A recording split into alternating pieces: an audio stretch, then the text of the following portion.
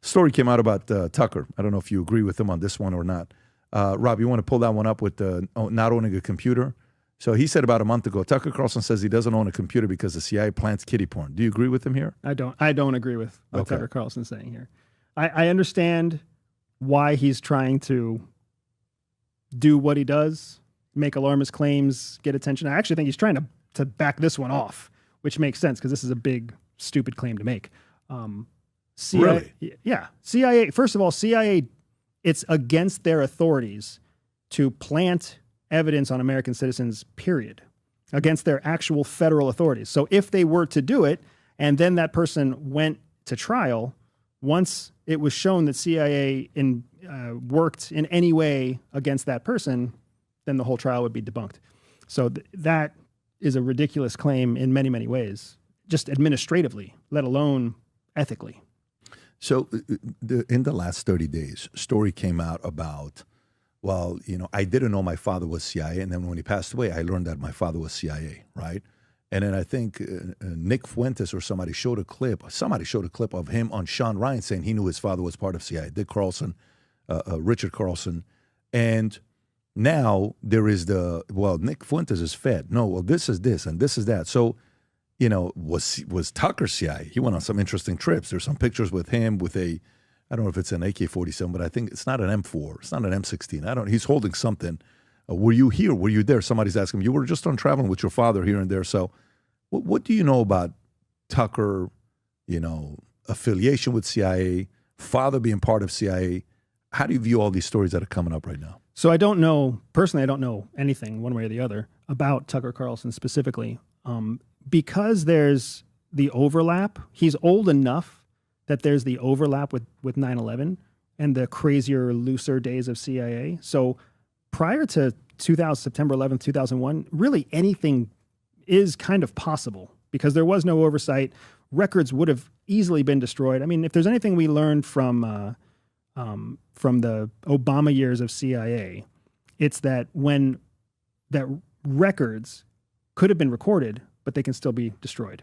And even when we were looking at Guantanamo, there were still the director of CIA at the time. I forget her name. She was the temporary director. It'll come to me later. But even she was directed to destroy Guantanamo Bay records, and she did. Thank you, Gina Haspel. Look at that smiling face of destroying classified information just because you're told to. That is principles.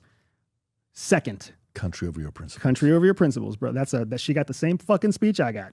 And she delivered. Hoorah! So, but the question is, who cares if he was? You know what I'm saying? Like, what's the big deal if he was? Is it just a big deal that, you're maybe using assets to, give information back and you're acting like you're innocent? Oh, shucks, I didn't know about it. What's the criticism of it? That's what I'm trying to find out. I think the Fed I get. The informant I get. The CIA, slightly different, no? Yeah, because what happens here and what happens so often with CIA is because they've shrouded themselves in secrecy, people don't trust them. And especially when you mash up a strong media presence with CIA affiliation, that's hot sauce on a jalapeno. That's a guaranteed conversation. It's a guaranteed viral issue on the internet, right?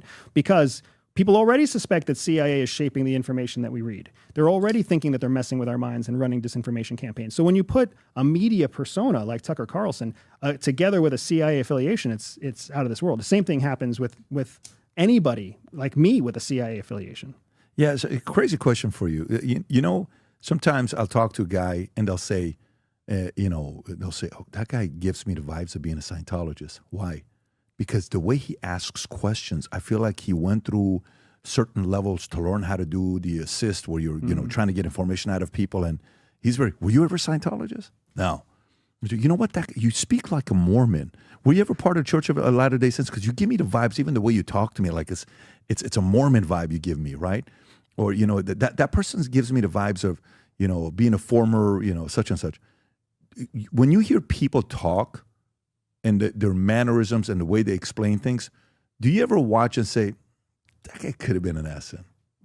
Yeah. You know what I'm saying? I know exactly what you're saying. What trigger gives it away? What So Please. yeah, it's a great question. So in our world, we call it spotting the spook. When you spot a spook, because there are absolutely verbal and nonverbal indicators that let you know when you're talking to somebody who is trained. So we kind of separate the world into trained and untrained. Untrained is all the people who went to the school of hard knocks, and trained is the people who went to some kind of systematic education about how to interrogate, ask questions, collect information, protect personal information, etc. So just as a real quick aside, if you watch Tucker Carlson's interview with Vladimir Putin, perfect chance to watch Spot the Spook take place, because you can see and hear how trained Putin is and how untrained Tucker Carlson is. So whether or not he was dad's little helper when dad was CIA, I don't know. But he certainly wasn't trained, because you can see what it's like when he sits across from a trained intelligence officer. Wow. Got it.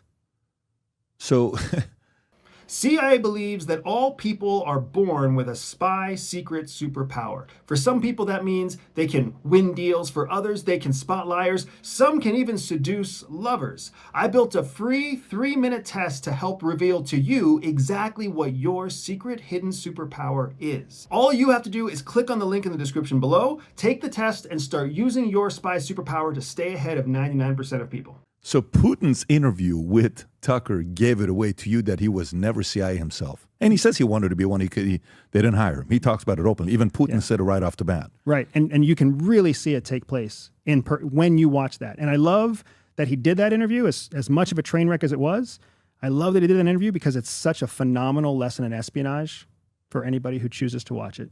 And you can see Putin control the conversation, control the pace of questions. You can see him get his agenda across the line no matter what Tucker Carlson's asking. You can see Tucker struggle for control and then ultimately cave in because he's trying to maneuver into a different type of question category. It's such a brilliant piece of KGB skill. What do you think about Tucker? I think Tucker's trying to make it in a world where media is changing. He knows he needs FaceTime. He knows he needs coverage. He knows he's not the best of all journalists or the best of all interviewers. He's got his 5 minutes in the spotlight, and he knows that eventually that spotlight's going to dim out. So he's got to collect what he can while he can.